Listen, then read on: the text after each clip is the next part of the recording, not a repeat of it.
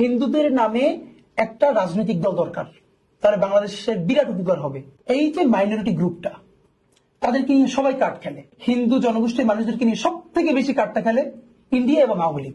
আওয়ামী লীগ তারা ফিল করায় আমি হলাম তোমার সব থেকে ভালো গার্ডিয়ান, অথচ আপনি মুক্তিযুদ্ধ থেকে আজ পর্যন্ত মানে হিন্দুদের যত ঘর বাড়ি দখল হয়েছে এর 80% করছে আওয়ামী লীগ। আমার উপজেলার একজন ইউনিয়নের চেয়ারম্যান, সে এক আওয়ামী লীগের একজন হিন্দু পরিবারের কয়েক বিঘা জমি লেখে নিয়ে ঢাকায় বসে টাকা দিবে বইলে তারা ইন্ডিয়া চলে যাবে, সেই টাকা না দিয়ে ইন্ডিয়া পার করে দিচ্ছে। সে আওয়ামী লীগের সাংগঠনিক সম্পাদক উপজেলার। তো এইটা কেন বললাম? হিন্দু বলতে আমি কিন্তু এটা ওই বৈষম্যমূলক কথা বলছি না, যেমন মুসলমান বলি ওরকম হিন্দু বলছি।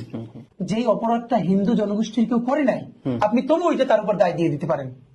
এটা তারা করছে, কার্ড খেলাটা।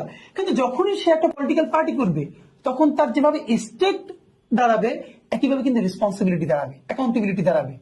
যে হিন্দু জনগোষ্ঠীর নামে ওই কাজটা কেউ করলে, তখন যেমন এখন যদি জামাতের নামে করে, তাহলে জামাত কি করে?